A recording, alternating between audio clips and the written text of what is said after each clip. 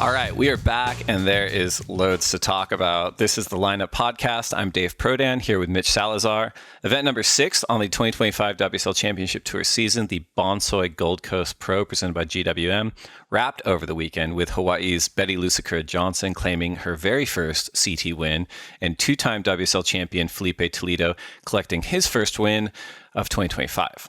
We have one more event, the Western Australian Margaret River Pro, before the cut. And Mitch, as I said, there's a lot to talk about. How are you feeling at the moment, buddy? Oh, it's a pretty crazy feeling right now. I mean, we obviously have a lot to talk about, Dave. Congratulations for you and your entire crew during your regular day job. You announced, big changes to the 2026 schedule. I'm really excited to talk about that. But just real quickly to recap what we saw over there at the Bonsoy Gold Coast Pro, presented by GWM, Filipe Toledo's first win since 2023. Awesome to see him back on the podium, especially against a very dangerous trials winner in Julian Wilson, who we're going to see compete on the Challenger Series this year. Also, major shout out to not only Bettylou Sakura Johnson, Sally Fitzgibbons gets her first final appearance this year, moving in a positive direction. But Dave, I mean, there's a lot to talk about. Big changes to 2026. How did this come about, and what are the major changes you're really seeing for next year? Yeah, thanks. It's been busy. So I guess the day one of the Gold Coast CT, we announced that starting in 2026, the Championship Tour season is going to start at Bells Beach in Australia in April and finish with the Pipe Masters in December. We're going to have 12 events. We're going to have 9 events leading up to Lower Trestles in September. Lower Trestles will be the cut event, but unlike how it's been in the past, that's not going to be CT qualification. It's just going to sharpen the CT field. Same ratio, the top 2/3. They'll move on to Abu Dhabi and then Portugal. And then the entire field will come back for the Pipe Masters and compete there. So first 9 events, all surfers will be ranked best 7 out of 9. For those who make that cut, they're going to be ranked end of year best 9 out of 12 events. And those that don't will be ranked best 9 out of 10. In addition to that, we're going to precede the top 8 surfers after Portugal into the round of 16 at Pipe, and the Pipe Masters will also be worth 1.5 times the amount of points as a regular season CT event. And the final update is that we are eliminating the non-elimination round. So it'll be man-on-man surfing, elimination stakes from the jump. So bit of a mouthful, but a lot of change. We really feel like we took the things that have been working over the past few years and the things that we wanted to innovate on and create something that was stable and exciting and something that the surfers themselves have all fed back in terms of how we designed the championship tour. So a lot of work. Really appreciate, our new CEO, Ryan Crosby, his leadership. Jesse Miley-Dyer, the commissioner, president of tours, Graham Stapleberg, all the GMs, and the surfers themselves, they really fed into this. We have a surfer advisory council that we speak with pretty regularly. They advise on a ton of things. We've surveyed all the CT surfers, and all that feedback was really instrumental in us kind of coming up with this next evolution of the championship tour. And yeah, I'm pretty excited. The response seems like it's pretty positive. Yeah, and starting over in Oz, it's something that we had done a lot before in the past. It used to be the Gold Coast, though, for the most part. I know Bells had been the first stop for a good number of years, but way back in the day. But now finishing a Pipeline, the most important wave on the planet, 1.5 times the value right there, though. 15,000 points for both the men and female winner. But, I mean, just looking at the schedule once again, head-to-head matchups, really big deal, no elimination round. So from the get-go, you could be eliminated. Most importantly, though, the world title doesn't necessarily have to be determined at Pipeline, though, right, Dave? Somebody can already win the world championship by that event. Yeah, absolutely. And I think that's sort of the spectrum that we've operated off of, right? Someone can go on a heater, they could win at 11 events, and they're going to win the world title before that last event of the year. I think in contrast to how we've been running it over the last few years, which has been really exciting, someone could theoretically win 11 events and then not win the world title. So not that that's not obvious, but it was pretty nuanced in how we had those conversations and the insights and data that we looked at to make sure that this is a platform that's, rewarding the overall best surfers of the season, that's generating, them to surf their very best at the venues, and something that also, as a business is something that we can sustain over a period of time. So yeah, there's a lot of factors that go into it, but yeah, we're moving to a cumulative ranking with some twists in 2026. And before we get into winners and losers, Dave, one last thing. How does this affect or maybe move in a positive direction our three-tiered system too, with the Championship Tour, the Challenger Series, and the Regional QS? Yeah, for sure. I think, when the last time we had a pretty big shift was a few years ago when we announced several things, one of those being the three-tiered system of the Championship Tour, the Global Challenger Series, and then the Regional Qualifying Series that we're feeding into that Global Challenger Series. I think for the most part, that's been pretty well received. I think we always have to deal with sort of changing kind of economic landscapes and what works best for the surfers. But yeah, we think that, starting at the end with the most important thing we do, how do we determine our world champions? What does that Championship Tour platform look like? And then reverse engineering the best feeder systems on the Challenger Series and the Regional Qualifying Series. This year's Challenger Series is going to start in a few weeks here in Newcastle, and we will likely have some more announcements coming up before that season starts on what that calendar looks like, how it's going to work a little bit in this sort of bridge year, right? We're going to have a little bit of a longer off season because we're going to be starting in April next year at Bells as opposed to January at Pipe. But I think there'll be some really positive things for the Challenger Series as well, which is really important because, having a really healthy Challenger Series with like good venues and the best talent in there competing, it gets the best talent to the CT. And that's where people compete for world titles. So I think all three tiers are super important. But I think a few more weeks, there'll be some more news we can talk about.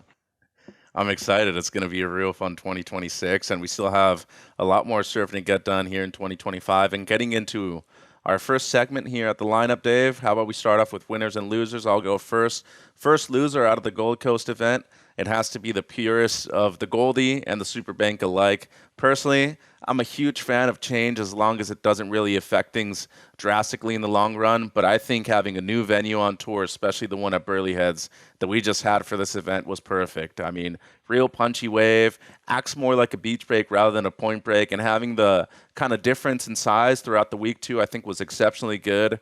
You were able to focus more towards the cove, up on the point, a little bit more beach breakery aspect closer to the short break, but all in all, we saw high performance surfing in the air, we saw high performance surfing in the rail, and of course we saw a couple excellent barrels too, 9-point rides plus. We saw a perfect 10 by Filipe Toledo also during finals day. Huge fan of the venue change. I think, of course, eventually the move back to snapper is probably something smart and probably something that we're going to see a lot more just because it's maintaining its consistency as long as there is sand there.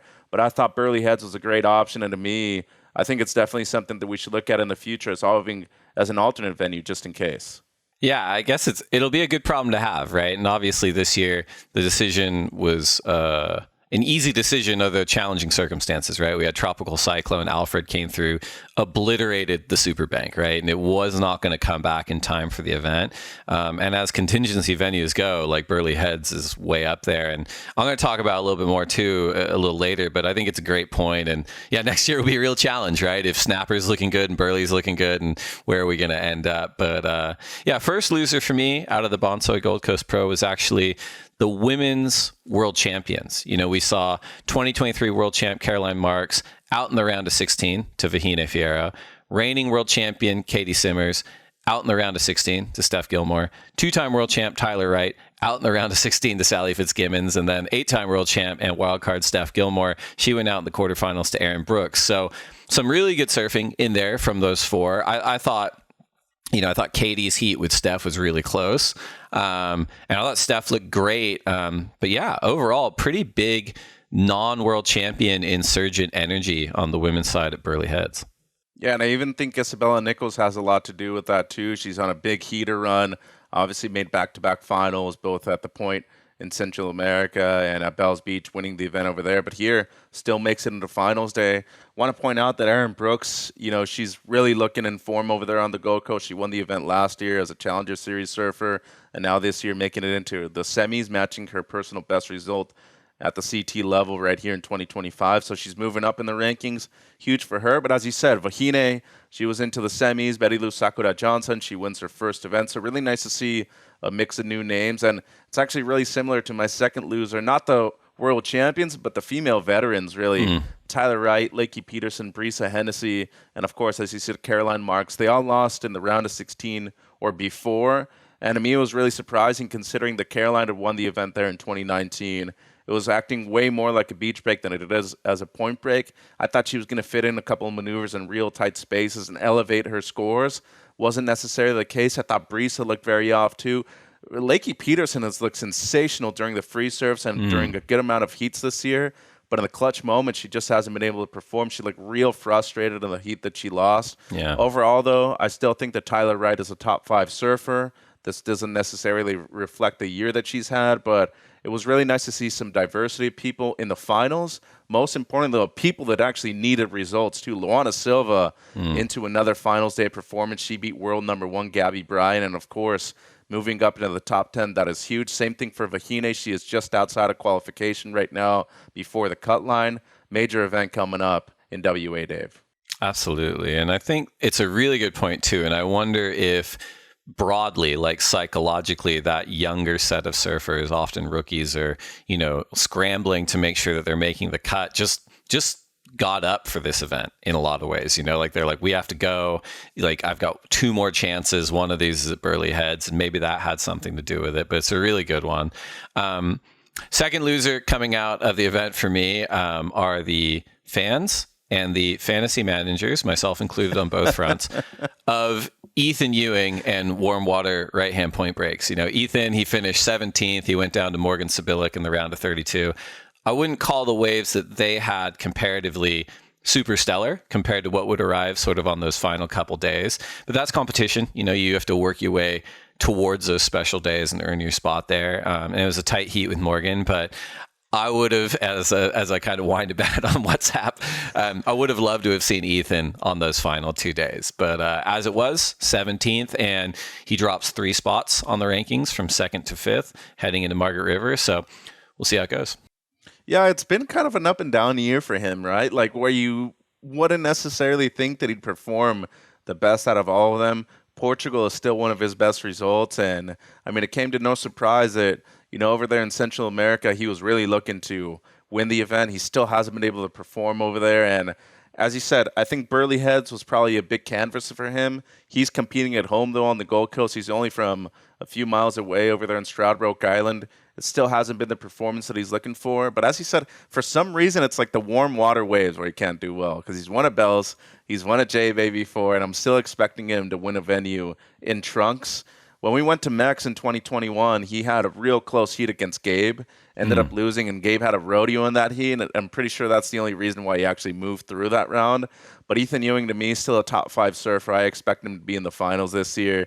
He does want to get going, though, especially on home soil. Hasn't really had his stand-up performance so far here in 2025. My third loser, Dave, point break mentalities. As I said before, and I think we said it during the broadcast quite a bit, you need to go out there to Burleigh Heads with no sense of really how to compete or when to compete. I mean, personally, as you said, Ethan loses out in conditions that were really tough. You would have seen him the next day or 2 days afterwards. He probably would have had a couple of 8s in that heat. But you need to get through those grindy rounds. And the same thing we saw with Italo. Tried to go out there and first thing on his wave, bust an air. He eventually busted a stick on that very first one too. It's something that rarely happens, and Julian Wilson took care of it in a matter of minutes. And I think overall, those people that really excelled were the people that come from beach breaks originally. Kanoa, Jordy, Joao, and of course our men's champion, Filipe Toledo as well. So having those short adjustments in a period like that to me was really impressive. And of course it came with a lot of big results for people who are also needing them. But I think overall, those people that were actually able to adjust and quickly in transition to were the ones that excelled here. It's a really good point.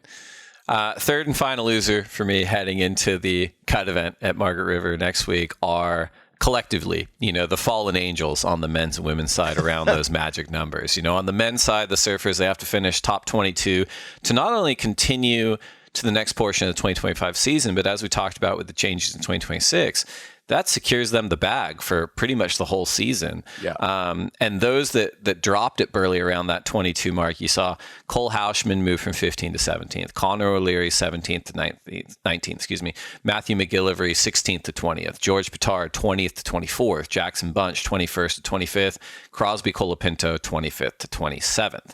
And on the women's side, the surfers for this season need to finish in the top 10 to make the cut. And those that dropped around there were Sawyer Lindblad. She went from 7th to 10th. Lakey Peterson, who we mentioned, 9th to 11th. And Bella Kenworthy, 12th to 13th. Now, there is a little wrinkle on the women's side this year because the top 10 gets you to the second portion of the 2025 season, but the top 14 actually qualifies you for 2026 as the women's infield is increasing to from 18 to 24. So on that front, we did see Brisa Hennessy, poor Brisa, she dropped from 8th to 14th at Burleigh Heads. So we'll keep an eye on that, as we're heading into Margaret River, and the live rankings on worldsurfleague.com are a really good way to stay up to date on the qualification scenarios, even as the event's happening. Yeah, and as you said, I mean, there's not much space right there towards the end. Sally Fitzgibbons, Tati, Joanne, those two surfers really out of the picture right now due to personal issues, and of course, Joanne on her maternity leave. But Sally Fitzgibbons is right there, and if she moves up one more spot after WA, she's got a real good chance of surfing next year. And for Brisa Hennessy, is a major moment in her career because looking at the Challenger Series schedule, I wouldn't necessarily say it's beneficial to a lot of people starting at Newcastle, just looking at their styles. So if you got to go through that venue and you end up with a bad result overall in the first event, it's going to be tough to really regroup after that. And then real quick though, on Sally Fitzgibbons, we are going to talk about it in a minute, I'm sure, but like incredible surfing from her, runner-up finish, totally flat in the rankings, 15 to 15. And I got to look at it a few times thinking like, poor Sally, like that's like what work she had to put in just to get to even Stevens. And then she couldn't really do anything in the final either. Like everything was going Sakura's way. And overall, like you just look at the big picture with her career, she's already achieved everything that she's wanted to achieve. So right now your motivation has to come from a different place. And it definitely seems like she still has that kind of carry with her of wanting to represent Australia super well. But overall, you're looking somebody close to 35 years old. Usually on the women's side, we see most people retire by then, but look at what Steph was able to do. I mean, she looked like she was the best surfer in the event for the majority of it up until the point that she lost. And when she did lose, definitely saw something in her that wasn't necessarily there before the event started. So putting on the jersey is different for everybody, including my first winner, Alejo Muniz. He looked revitalized, he looked inspired and motivated, and I truly think that this is the best surfing we've seen from Alejo in all of 2025. Competed very well, and I think that's the main aspect to focus on. But this is his first semifinal appearance at the CT level since 2011, the year he had his debut on the championship tour. Of course, those two semifinals had been in big metropolitan areas, San Francisco and New York. He does it here on the Gold Coast once again. Big in the U.S., Alejo Muniz. And if you look at his career, he's always done well in the United States. Former U.S. Open champion, of course, those two semifinal results. But when the junior tour was here for a long time as well, he used to have really big performances. But at this point of his career, he needed this result. Best one of 2025. Most importantly, he moves up 12 spots in the rankings. He was down 28th. He's up to 16 right now, Dave. So huge heading into WA for the Brazilian. It's a great one. He was surfing so hard, like he was putting that board on a rail so hard and smashing that lip so hard. I think we were going back and forth during that semifinal he had with Filipe, where Filipe just went bananas, and like Alejo was not out of it. Like he was there, he was fighting, he was like blowing the fins, he was surfing with great power. It's awesome to see. He's been such a good surfer for so long. First winner for me, and we've talked about this a little bit already, but I'm going to double down. It's Burleigh Heads, like as a wave. And we talked about it was a contingency venue that was activated after the primary venue of the Superbank was washed away by Tropical Cyclone Alfred in early March. And now Burleigh Heads, that was the main spot for the Gold Coast CT prior to the Tweed River Sand Bypass program, which was orchestrated in part by visionary Wayne Rabbit Bartholomew. And that's what turned Snapper Rocks into the Superbank. Burleigh Heads, it hadn't hosted a CT since 2002. And I think most people were a little bit bummed when the news hit. You know, Snapper is so beloved, but I really think Burleigh Heads delivered. The headland hosted an amazing event structure, had this awesome natural amphitheater for the fans. And you've been talking about the waves, Mitch, and how, you know, it's more of a beach break than a point break. And to me, as a civilian, I just watch that and think like, this is a lot punchier. Like it's got the punch and sort of like lurchiness of a beach break, but with a little bit more order, so you can have that point break roll in and have the speed for the section. There were a few barrels on offer, not as lengthy as when the Superbank's doing its thing. I just think that the way that the wave would form on the sandbar, it seemed like it offered a heavier bowl and power, and I feel like the surfing by as a result was like a little bit more explosive than you normally see. I don't know if I'm off on that, but I want to get your read on it.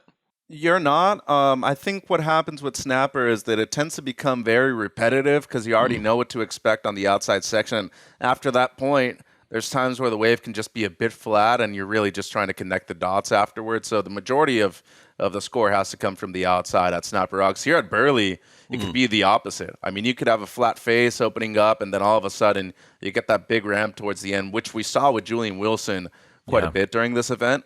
It definitely offered up multiple sections, but I just like that there's a variety of ways that you can surf the wave, first of all. There's also various takeoff spots, too. You can surf all the way up on the cove. You can surf closer to where the judges were sitting. You can surf the beach break on the inside, which, by the way, we saw a couple of scores go down on the left, which I was kind of surprised on, especially on opening day. But I like that.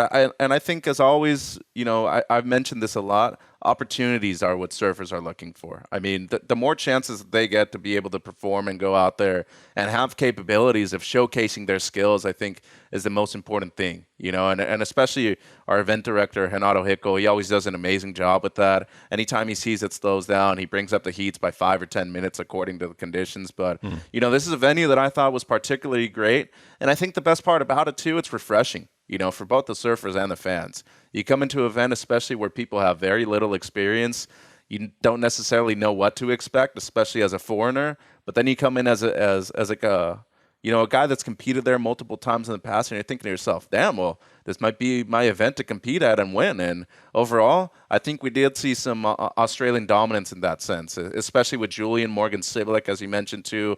Also want to give a big shout out to local boy Liam O'Brien. I'm going to mention him later, but I thought overall Burleigh Heads was a great place to have a competition at, and hopefully it returns after 23 years of absence on the World Championship Tour. Going into my second winner, Dave, we got the female youth, Sakura winning her first event, her second final ever. Congrats to her. You have Luana Silva, who once again made it into finals day right here, back-to-back events. She's on a roll. She's now in the top 10. Vahine Fierro, she's got another semifinal to her name in 2025. Massive result for her.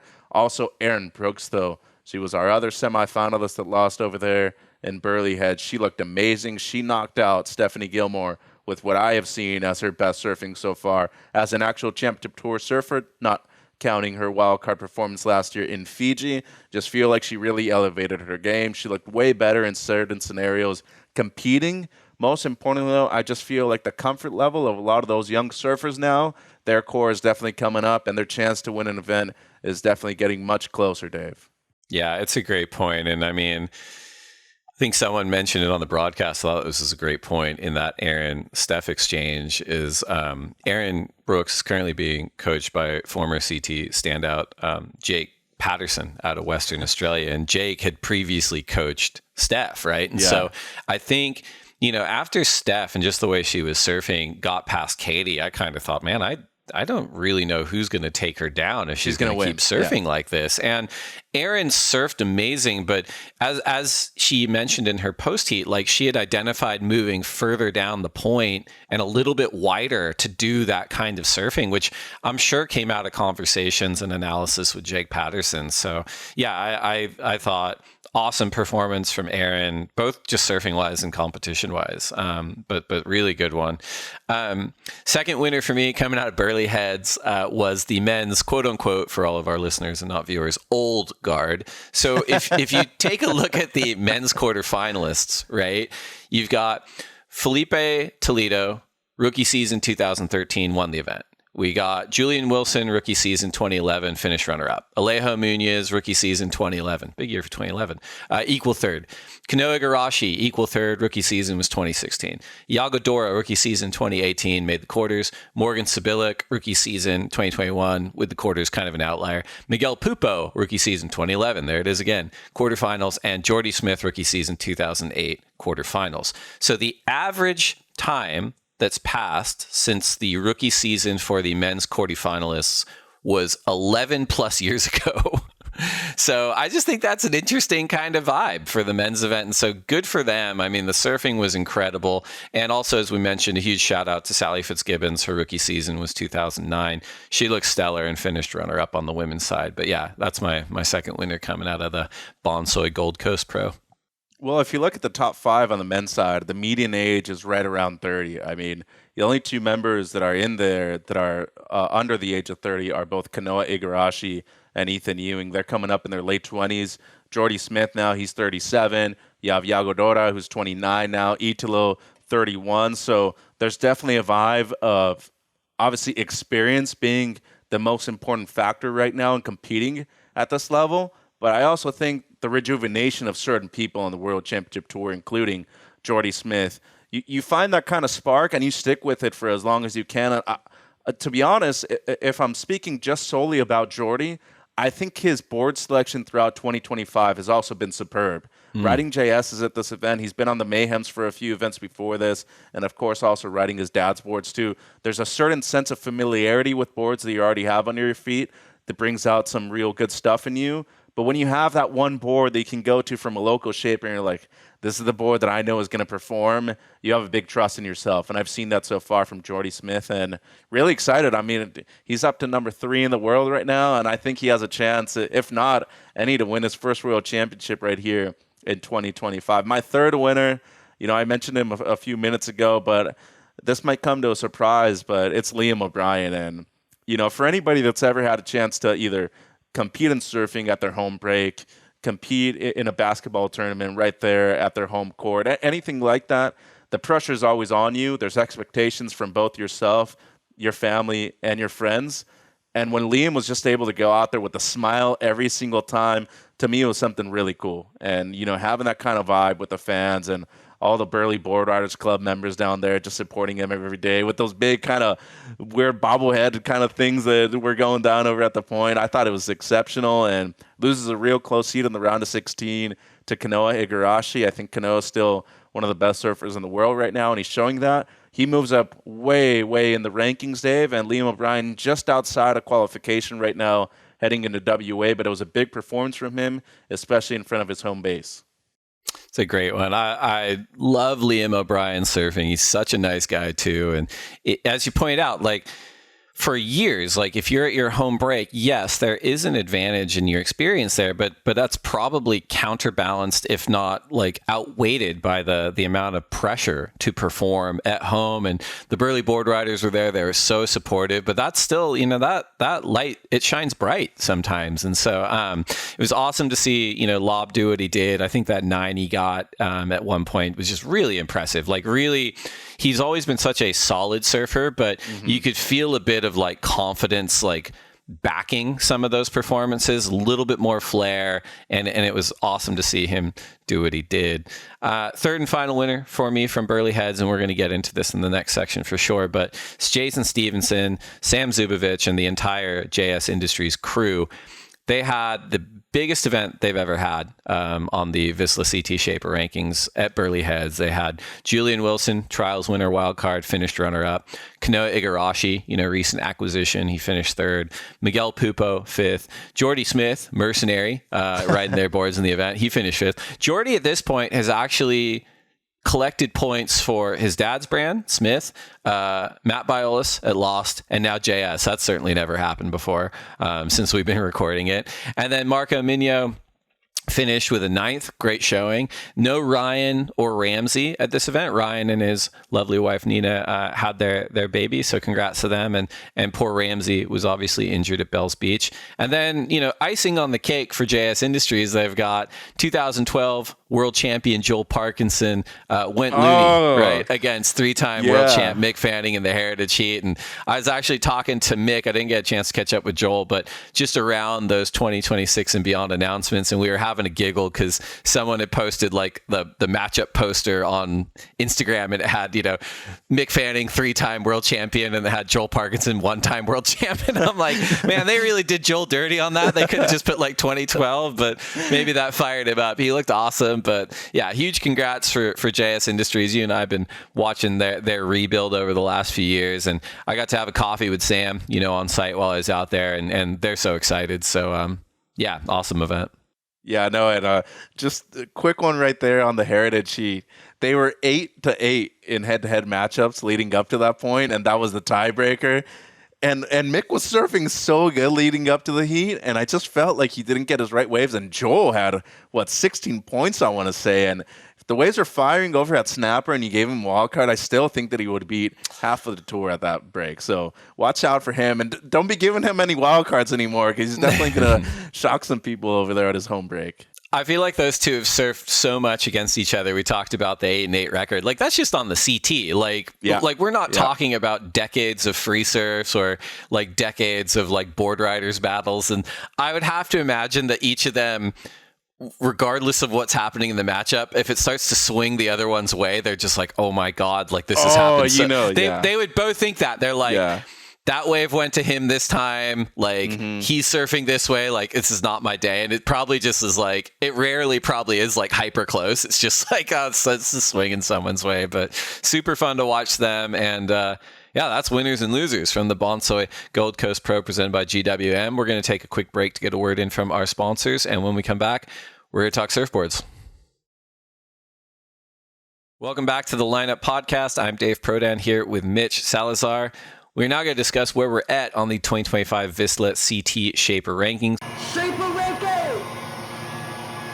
We're into our third year of the program. Just a quick reminder, the Vissla CT Shaper Rankings, it's a combined men's and women's ranking. It counts all the surfers finishing in the quarterfinals or better.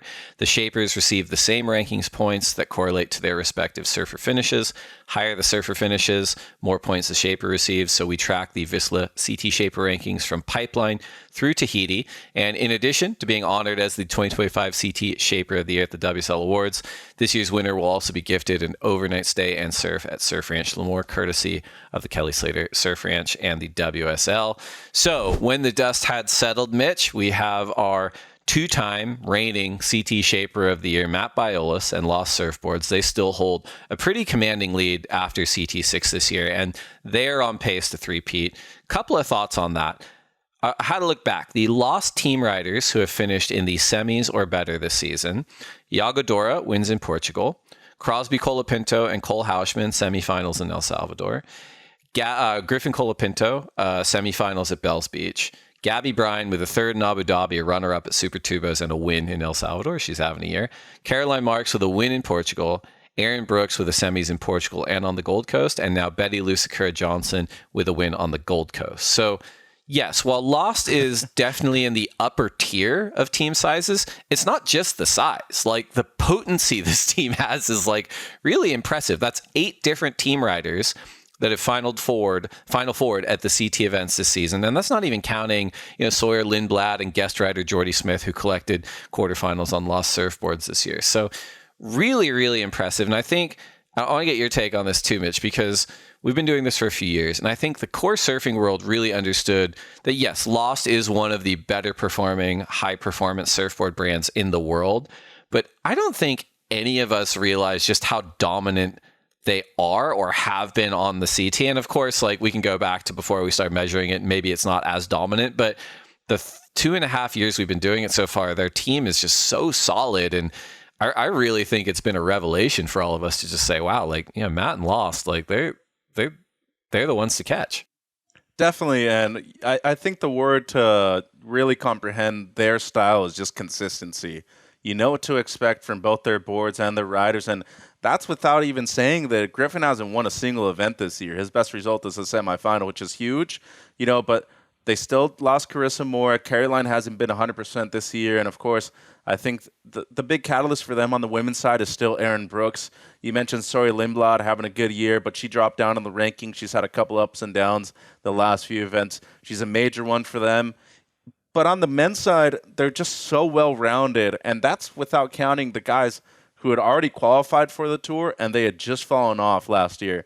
Eli Hademan and Cade Matson were 2 big members of them for the Challenger Series events the last few years. They're looking to make their way back up. But it's, once again, the well-distributed system that they have across the globe. They have a big presence in Australia. They have a major presence, of course, in the United States and in Hawaii. And of course, now they've really become a big staple in South America too. Not just with Yago Dora, Michael Rodriguez, who's been a Challenger Series surfer for a long time, a former CT member. He's going to make it back on tour. But this is where JS has a chance to really start to get up in the rankings and really solidify themselves as contenders. What they're still lacking is a female field, and that's really where Mayhem and Sharp Eye have had major riders do well. They need to get more distribution on the women's side, Dave. Let's talk about those other current top five. So Lost Surfboards out in front again, looking to three-peat. Number 2, and I think they made a little bit of headway on that gap between CT5 and CT6. It's Sharp Eye. They're back in the mix with an emphatic Filipe Toledo win at Burleigh Heads. He just looked... It's so strong and so incredible. It's awesome to see. And the upcoming events for him, Margaret River, Trestles, Rio, Jeffreys Bay, all spots he's won before. They also had wildcard Morgan Sibilic in the quarterfinals, as well as Brazil's Luana Silva in the quarterfinals. So good showing from them. What did you notice about the Sharp Eye performances, the results? What kind of boards they were riding when you were watching, Mitch? Yeah, well, first things first, Morgan Sibilic, holy hell, he's looked amazing the last 2 events. I hope he gets a chance to surf in WA. I think he's deserving of it. And, the way he's been competing, he's had some major upsets across the board. I think that the Synergy is one of their best-selling models. The 77, of course, what Filipe was riding to win the event right here. They're just high-performance boards for these style of waves. Punchy, short, and, of course, when it comes to airs, you got a lot of pop with them. We mentioned the people at the top for Sharp Eye. We haven't mentioned the people that lately haven't really performed. They have 4 surfers, 10 all the way through 12, that haven't, 12 all the way to 13, that haven't really had the last few results go in their favor. It goes Leo Fioravanti, Rio Waida, Jake Marshall, and Seth Moniz. Marshall's definitely been on the come up, but Leo, Rio, those 2 guys have lost that early the last few events, and Jake, truly really coming into his own in the last few, whereas Seth, I've been really impressed throughout a few events for him. Loses a close heat right here on the Goldie. But, when it just comes to high-performance shortboards, they have them in their arsenal, and especially on the women's side. I feel like Luana Silva lately has been a major catalyst for them and had her final over there at Bells, and, of course, make it into finals day once again here at Burleigh Heads, too. Well, it's one other major one for Sharp Eye. Jack Robinson went from winning Bells Beach to elimination round outing. I don't know when the last time he was removed from the event, the elimination round. So rough one for him. Next up on the rankings, the Vissla CT Shaper rankings, number 3, Darren Hanley, DHD. I had a coffee with Darren too. It was really nice. They had 3 women's quarterfinalists in Molly Picklum, Steph Gilmore, and Isabella Nichols. Unfortunately, they all went down, back to back to back. So I'd imagine that was a frustrating morning. I'd since flown home before that happened. But really awesome to see him and his Gold Coast stablemate JS put some big wins on the board in terms of results on the Gold Coast. And DH, it's one of those brands too. We talk about it with Connor O'Leary, Ethan Ewing, Liam O'Brien on the men's side. It's a strong program. I think that's a program that, if Mick's spending time in California, potentially they build out, that part of the business too. Super strong in Australia and probably one that could build globally. Yeah, 100%. And it's a good point. The 3 losses on the women's side back to back to back never helps. But, they're also missing some men. Jacob Wilcox, former CT surfer, he's looking to make his way back to the championship tour. He was major for them. And I truly think that he's, elite and he could do very well, especially with the new schedule coming out in 2026. We'll love to see him requalify. Of course, I think Ethan Ewing is still the guy that they're looking at on the men's side. But Liam O'Brien, once again, he gets the ball rolling, and he's easily one of those top 10 surfers, especially with his style at certain waves. Jeffreys Bay, lowers, he could do very well. Needs to make the cut first, though. And just looking at Connor O'Leary, too, loses a close heat to Al Cleveland Jr. He's been a major staple for Darren Hanley in the past. But you talk about the presence on the Gold Coast. These are 2 guys that have really put in a lot of effort, both Jason Stevenson and Darren Hanley, and 2 awesome guys, too. But they've progressed the sport when it comes to shaping, and they have always been 2 of the best shapers and labels worldwide. Now, the question regarding how they open up the market here in California and the U.S. a lot more, there's a lot of competition. I know JS are doing a great job over there in Oceanside, and they're getting more and more team riders here from the state of California and beyond. It's working. but it can't be a thing that you're expecting to work overnight either. You have too many labels, too many shapers, and people that are loyal and trustworthy to a certain brand already. So the only way to really win their affection over is by seeing more people eventually turn towards their boards. And I feel like lately Jason Stevenson here in the U.S. has been doing a lot more of, but it just comes down to the people that you're entrusting to ride your own shapes, Dave. That's a great point. One more shout out for Darren Hanley is that they have contributed to rookie Joel Vaughn, currently sitting at 14th. I think that's a big point. Like, he's had a great season so far, and obviously Darren's put him on some awesome equipment. Next up on the current top 5, Channel Islands. They've continued to drop, right, since leading the rankings after Pipeline this season. Did have a big bright spot in Tahitian rookie Vahine Fierro and her semifinals finish, but pretty strong team. It's a young team. It's a building team. But we mentioned Lakey Peterson. I felt like she would have been a shoo-in for performing at Burleigh Heads. Didn't work out for her the way she wanted. But yeah, good opportunity for them heading into Margaret River. I think at this point, looking at the cut, right, you have to start being concerned about your team riders that have fallen below the cut, right? They've got rookie George Pitar. They've got, Imai Kalani DeVault. Right, people that they would want to salvage, right? Zhao Xianka, he's just at the cut right now at 22. And so Matthew McGillivray is another one at 20. So they've got their work cut out for them, I think, over the next over the next couple of events. And then, on the women's side, you've got Lakey and Vahine. They're at 11 and 12. Bella, too, is at 13. And Breeze is at 14, right? So they're at like 11, 12, 13, 14. It's going to be a lot of competition for them at that cut event in Margaret River. And let me pose this question to you, Dave. In the end, we do this to celebrate our shapers and our labels worldwide, right? And just surfboard makers throughout the entire globe. So looking at competition, Britt's super competitive. He's been at most events, and he's done a great job with him and his team manager, Brent Power, throughout the majority of the CT schedule. But this is where you got to be asking yourself, what's more important to me? Have a larger number of surfers on tour, or have a shorter one, even with the cut looming right here, but them actually winning events or making it into finals day? So do you get more exposure through that, through strength in numbers, or do you get more exposure by the performances that they're putting on?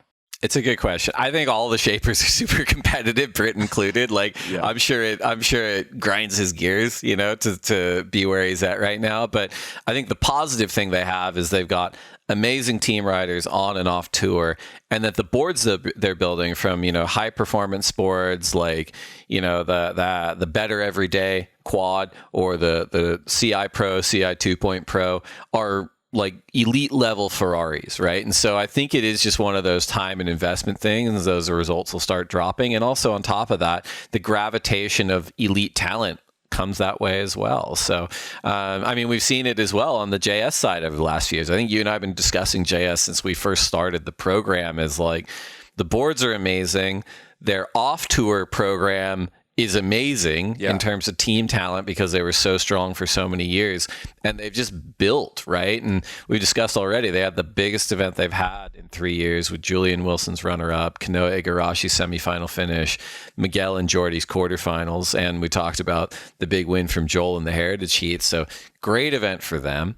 I don't know if there's a lot to say, but I think another couple of notes before we go on the CT Shaper rankings. TNC Surf, they're back on the board with Sally Fitzgibbon's runner-up finish. And then SRS Surfboards, who were shaped by Rodrigo Silva out of Florianopolis. I'm actually partnered with Channel Islands, so maybe they can do some sharesies.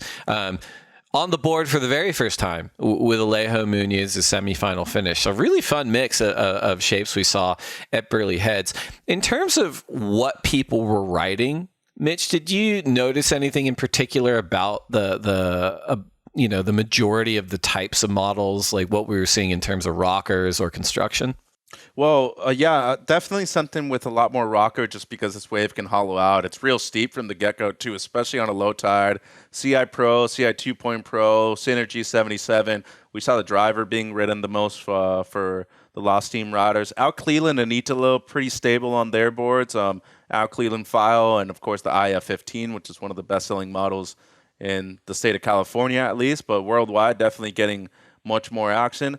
I do want to mention, though, that this is one of those events where I saw a good number of people ride basically brand new boards. I mean, Bella Nichols said that It never happens, but she had only written the board that she rode to a quarterfinal finish once, and it led her to that result. And, she was coming off of the event at Bells where she had basically been riding her cash cow, for lack of a better term.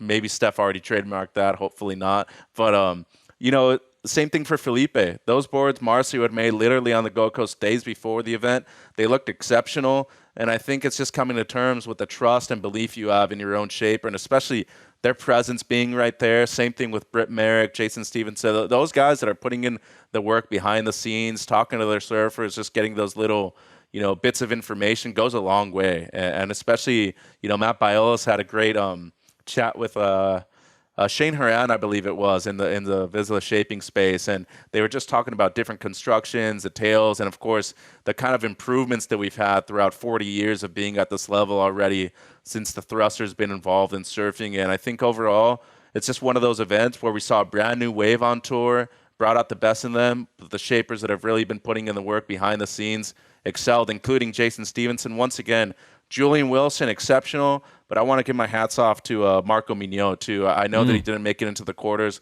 He loses a close heat to Morgan Sibilik, and overall, we're just seeing some real good surfing from shapers that have definitely needed the exposure over the last few years. It's a great point. It's a great point. Well, Mitch, it's been a week or two since you and I checked in. What are you riding at the moment, and have you been getting any waves? Yeah, definitely, been surfing here and there. It's been a little tough with how many events there are in Southern California right now, just across, PCH and everything. Mother's Day is last weekend. Happy Mother's Day to everybody who celebrated it too. But, been riding my MR Cali Twin by Mayhem. It's a real good board, just fun and everything. Still, Uber XL is kind of one of my go-tos right now. It's just a real good all-around shortboard, the big rig still. And, of course, to me, one of the best things about surfing is when you're able to ride anything you want. So getting on a longboard every now and then has been really fun, especially when it's super small and the weather's nice. So getting your toes on the nose every now and then is really fun. And it brings out a different style of surfing that you wouldn't necessarily expect on just a regular shortboard. So having diversity of things, learning how to read a wave in a different sense to me has always been something super special. But that's just me, Dave. What about yourself? Been getting in the water lately? I know in Oz you're trying to surf as much as possible. Yeah, it was the secret spot. I was saying, you're getting you Devin Howard on. I respect that. I think, I'm sorry, since I've been home, I'm so busy. But while I was over there, you're so fortunate, to be at a place like the Gold Coast, because there is a real ease of, the water's clean, it's pretty warm, it's easy to go out and get a few waves and come back in, either early in the morning or at lunch. But yeah, I went over across the Tweed and surfed some spots around Fingal, which was nice to get away from folks. And then in a pinch, but was riding that Mayhem mod quad in Lightspeed construction. That was super fun, as well as polyurethane roundtail CI 2 Pro for when I wanted to try to go a little more vertical. But yeah, both of them worked awesome, and it's just nice to have super fun rippable waves. And now that I think things have settled a little bit, I'm get back out there, with my little guy, on the longboard or mid-length, and if I can get a few waves at the harbor up here or heading into lowers, it's good to get on a few boards. So yeah, that's our second segment. That's the Vizsla CT Shaper rankings. We're going to take another quick break to get a word in from our sponsors. When we come back, we will talk fantasy and do some listener questions. So we'll be right back. Welcome back to the Lineup Pod. I'm your part-time co-host, Mitchell Salazar, here with the great David Prodan. Let's talk fantasy, Dave. This year, the Lineup Pod is running really one of the funnest fantasy leagues we have in the entire world of surfing.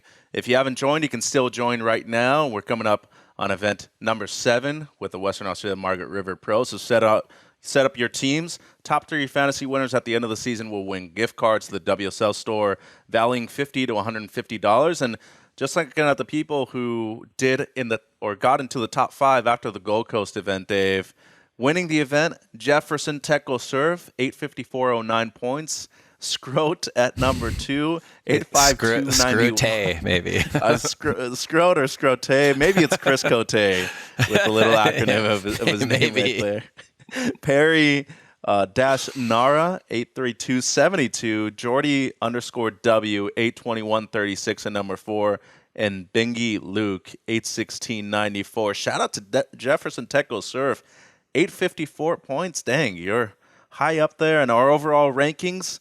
I didn't even know you can get that many points in an event. I'm looking at like our top 5 going like, oh my God. Apparently you can, because we have Mateus Guilherme MG on top of the rankings once again. He's up to 3,535 and 61 points.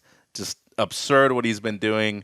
Anthony Pittelkow at 3458. Captain _Cook 3436. Nicholas Capelle at 3434. And Framer with the Shaka 3433. So big momentum shift for them, and Mateus Guilherme MG up to number 1 once again. But looking at your fantasy team, Dave, how do you do so far in event number 6? And just give me an average of your point total, how it came out.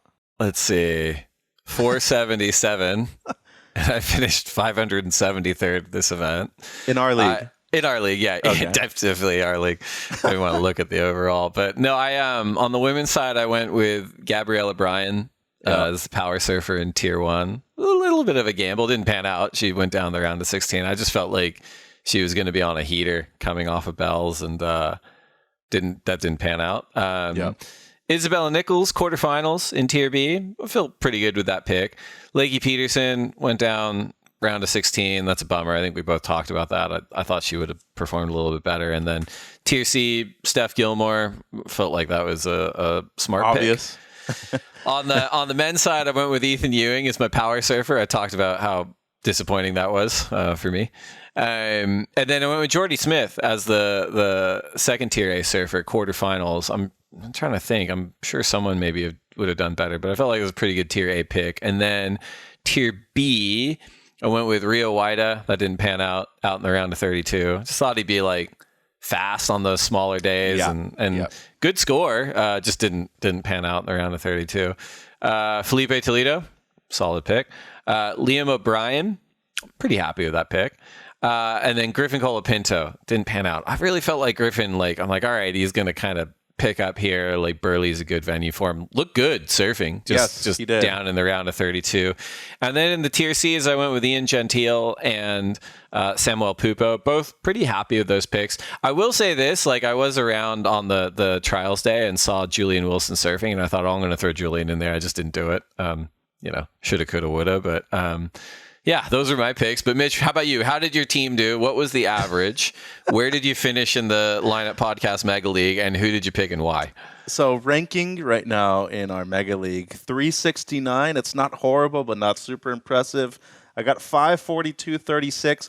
Women's team did horrible. I had Katie Simmers, power surfer. I had Sawyer and Caroline in tier B. They lost out early too.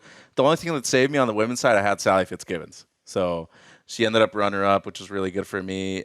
Tier A on the men's side, I had Italo, power surfer. I just thought, okay, it's more of a beach break wave.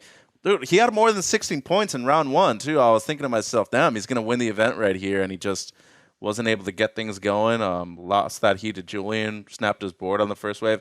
I had Kanoa, really good pick. I had Filipe, so 2 guys right there that made it into finals day. I had Haushi. He lost a really close heat. Could have gone either way. Rio Waida, too. I thought his style was going to serve this wave a little bit better. I had Liam O'Brien. And then in my tier C, this is where I thought I'd done really good picks. Morgan Sibilik. I knew coming up against Ethan in the round of 32 was going to be a real tough heat for Ethan. It was. Morgan eventually moved through. And Samuel Pupo. He was our 2-time finalist, I should say, at the Challenger Series level here on the Gold Coast. I thought the wave also looked really good for him. And he's just having one of those years that's super up and down. He's either just hotter than hell, or he's just cold as ice. So, bummer for him. But I think he's going to come back in WA, and hopefully it's not one of those emotional moments where you see him compete against his brother and have to knock him out or something like that. But hold on. Crossed. So you're in the Lineup Podcast Mega League. What's your rank? 369. Okay, I'm 463, but we said that Mateus Guilherme MG was number 1. I have someone named Joey Pepperoni is number 1, 3,560.46 points. Who do you got? Actually, I have the same thing. So, Oh, producer Miguel pulled the trigger early on. What? Yeah. Well done, Matthias Guilherme, but Joey Pepperoni is currently in the Actually, yellow you're rankings right. leader jersey. Mateus Guilherme is in second, and not by a whole lot, but Joey Pepperoni, Very what? close. Very 35, close. 60, 46? That's nuts. Dude, he's 500 points above me right now. That guy's just crushing it at the moment. But yeah. And for some reason... Yeah, I don't know. That's weird that it came out different, but... I know. Congrats to all the performers in the Lineup Podcast Mega League. We'll keep talking about it. Any tips, feel free to DM us at the Lineup Pod on Instagram. I need some help, man. I can't, I can't really admit that I'm doing this bad at the moment. There's just certain events where I'm just like, yo, I thought you were going to do well here. And of course you haven't. But, for everybody that's going to win a gift card, a lot of cool stuff, exclusive Yeti gear, WSL gear. You might get a signed jersey, but anything you want in the store with, the kind of gift card that you're going to win, you can go to WSLstore.com and purchase all of that in the future. And as always, send in your questions for our listener segment. Thank you, everybody, to writing in at the Lineup Pod. If we don't get to your question in today's episode, we will be doing so in our DMs or in future episodes as well. So let's kick things off, Dave. At Fisher Balf with our first question. Longtime listener, Fisher, thank you once again for tuning in. Julian versus Filipe, best heat since 2014 Tahiti? Question marks. Kelly/Seth at Pipe come to mind. It's close. What do you think?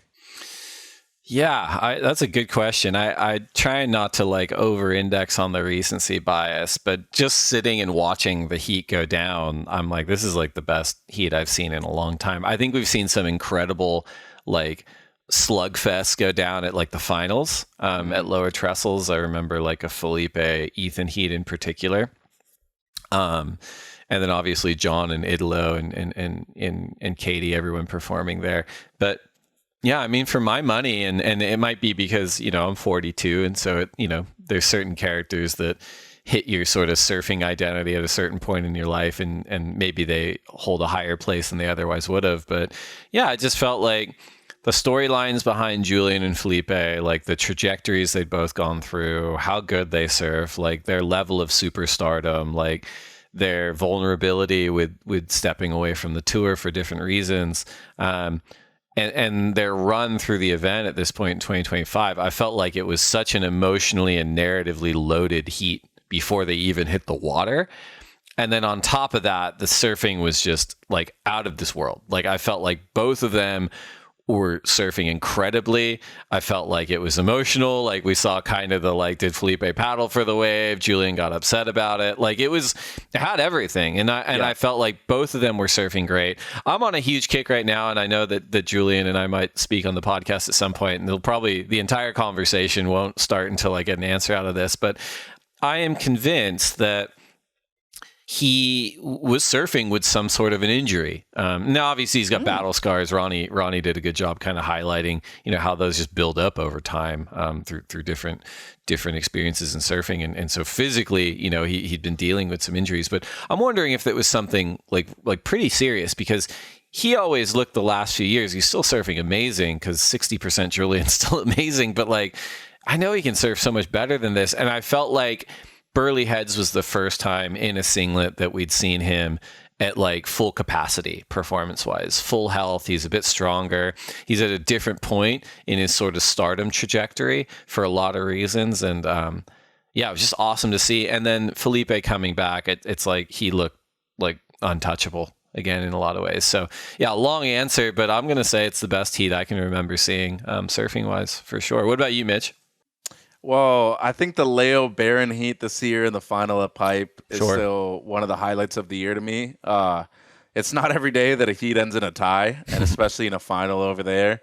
I think the two Barron heats that he's had with John at Pipe the last 2 years, where he's had a 10 in both of them, by the way, have been great. I thought Tahiti last year there were a ton of heats. It's just, as you said, recency bias, but I think more than anything, just what was surrounding the final. You had the two best surfers match up in the very last heat of the event with pumping waves, and both with a lot to prove. Because once again, and I know we mentioned this during the broadcast, Julian Wilson never lost a spot on tour. He gave it up. So, it was a decision that he made collectively, that he wanted to spend more time with his family, just kind of do something else in his life. And I think it brought out not only the best in his surfing, he seems much more motivated now than he was before. I could see the sense that he wasn't 100% physically when he was still competing at the CT back in 2020 and 2021.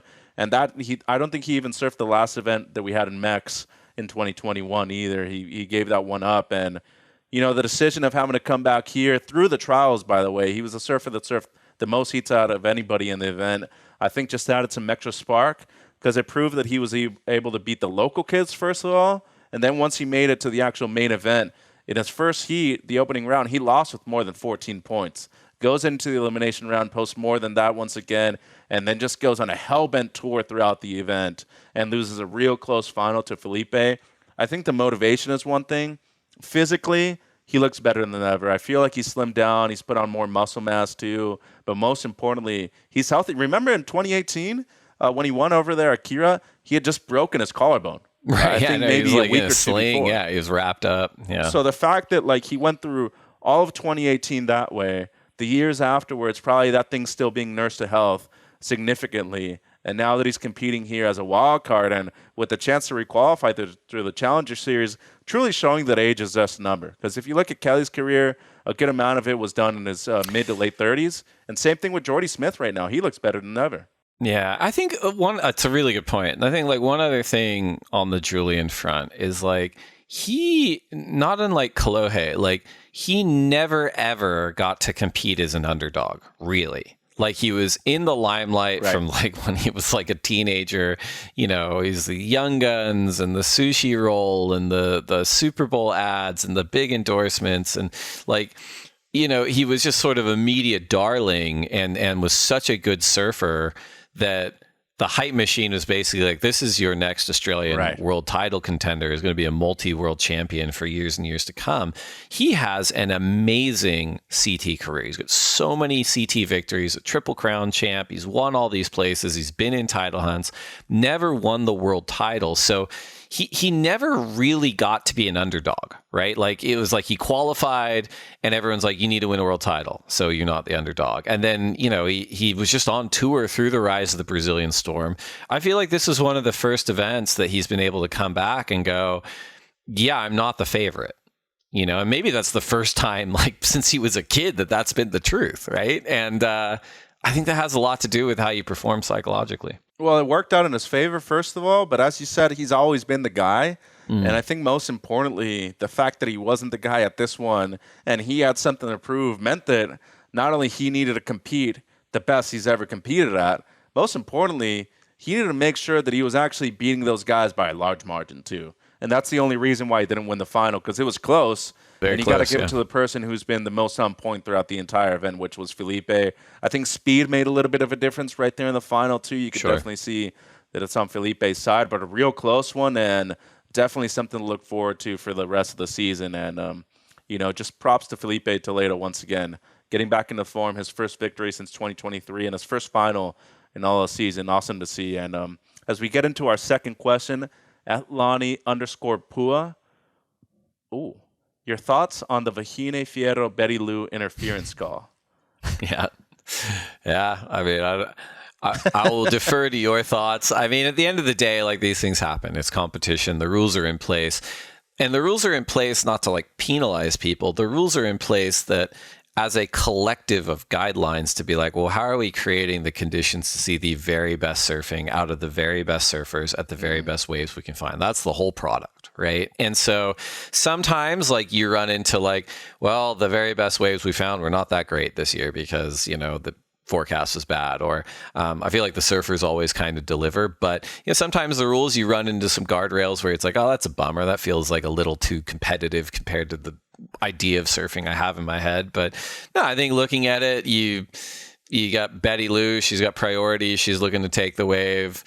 Vahine is in position to catch it as well. At the end of the day, it was ruled an interference on Vahine, who didn't have priority. She loses her second scoring wave and she's out of the event. And, those things happen. And I think that obviously Bettylou, took huge advantage of that, went on to win the event. But I think sometimes when you're dealt that card and that setback as a competitor, and Mitch, you'd be able to comment better than I am, it does set a fire inside you, right? And so I'd keep an eye on Vahine at Margaret River. I think she realizes that she belongs at this level and that a big result's coming.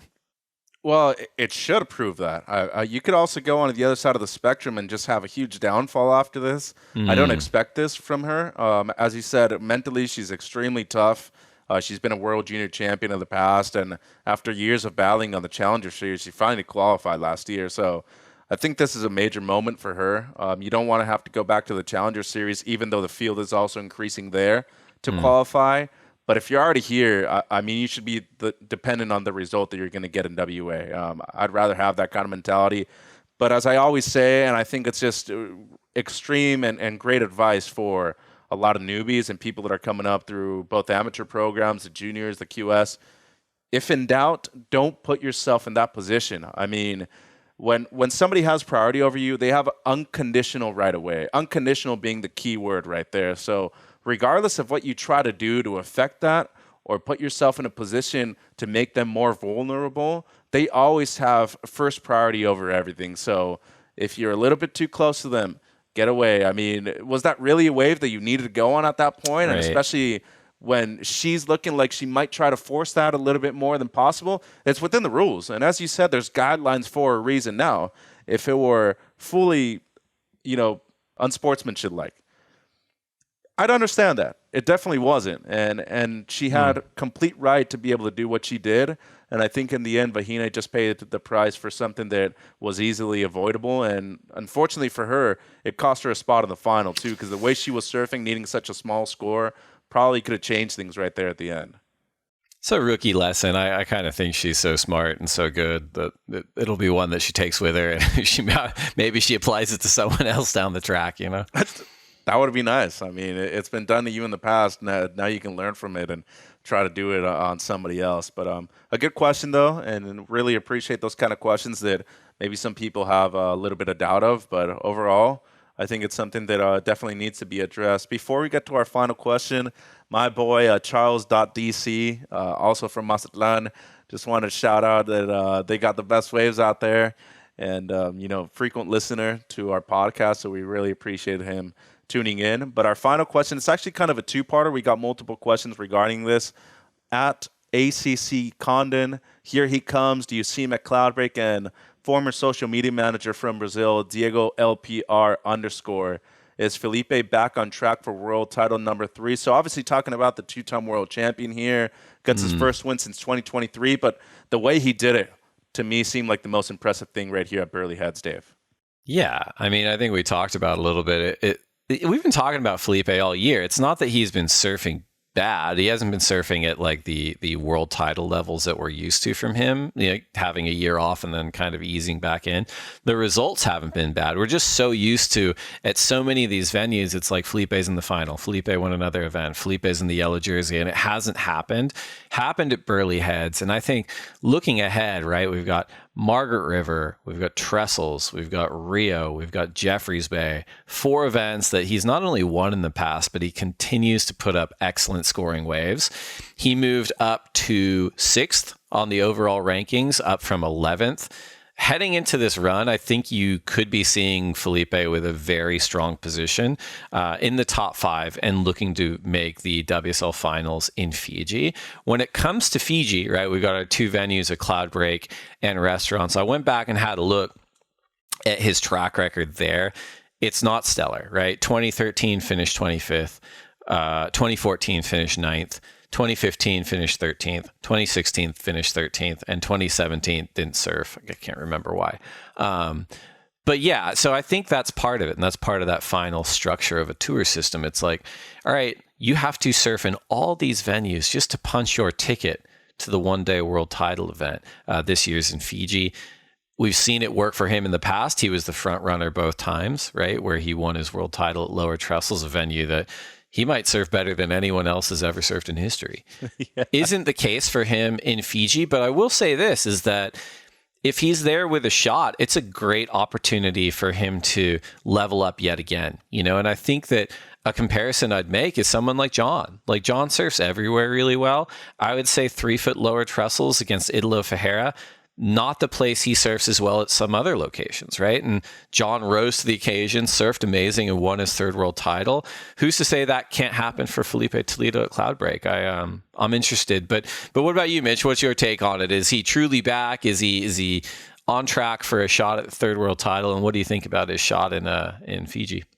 Well, I think the point you make about rising to the occasion in the moment is something that we haven't seen from him so far. And I'd like to see him get put out of his comfort zone to be able to perform that way. Do I think it's a possibility? Of course. Just looking at the top 5 right now, though, there's a lot of diversity. I think Kanoa's fully understanding himself right now, and the change to JS has been huge for him. I think Jordy Smith is probably going to be a member of the top 5 heading into the finals, too. The 2 wildcards right there at the moment are Ethan Ewing and Jack Robinson. How much of a role can they get on in the back end of the year right now, especially Jack being a 2-time champion at home in WA? Ethan wants to look for a big win right here in the back end of the season, too. Could happen in Margaret River. But when it comes to Filipe, and I just know how good he is when he's on. J-Bay, lowers, Brazil, he's the most dominant surfer in the history there ever. And he was the one guy that really started things off for the new crew right there of winning at home too, because Gabe still hasn't been able to do it. Yago's done it, and Italo's done it in recent years, but it took them a while to be able to accomplish that. There's only 3 venues at the moment where Filipe hasn't won on the CT schedule: Pipe, Tahiti, and in Fiji. Everywhere else, he's won. And I think it just proves that when it comes to high-performance surfing, he is still the best and truly the most capable surfer in the world to launch a perfect 10, like we saw in the semis at Burleigh Heads. So capabilities there. I think the sample size, to me personally, is still a bit too small. And this is just a reflection on what we've seen throughout the first few events of the year. There's been inconsistency with results, especially at high-performance venues. Remember, he lost to Junior, Al Cleveland Jr. over there in Central America in a heat that it was easily skewed in his favor. And not a ton of waves, probably didn't perform the way he wanted to. He was still going through all of his psychological things. After what I saw this week, though, damn, I'm thinking to me, like, if it's pumping at J-Bay, if Marks is looking good and rippable, he's the guy to beat. And I think Lowers is definitely one of his events, too, competing now at home at his adoptive home break. So there's a possibility. I don't want to guarantee it just yet. But if he gets on a roll, I actually think he has a chance to be in the number 1 seed heading into the finals this year.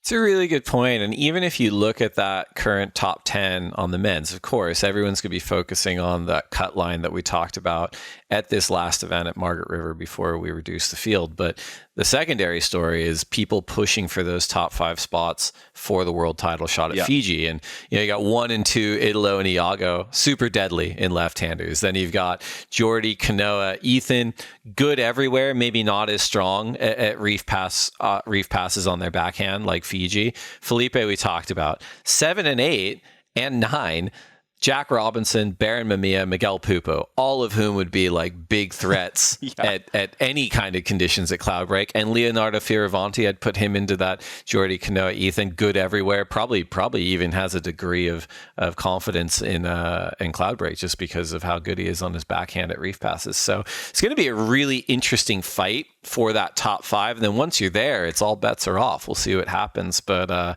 yeah, thanks to everyone that wrote in at the lineup pod. If we didn't get to your question, keep writing. We will we'll comment back. We love talking to you. And yeah, thanks for another episode, Mitch. We'll see what happens at Margaret River. Get your fantasy teams locked and make sure you watch at worldsurfleague.com and the WSL app.